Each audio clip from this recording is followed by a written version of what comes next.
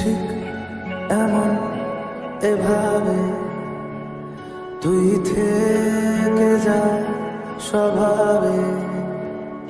আমি বুঝেছি ক্ষতি নেই, আর তুই ছাড়া গতি নেই।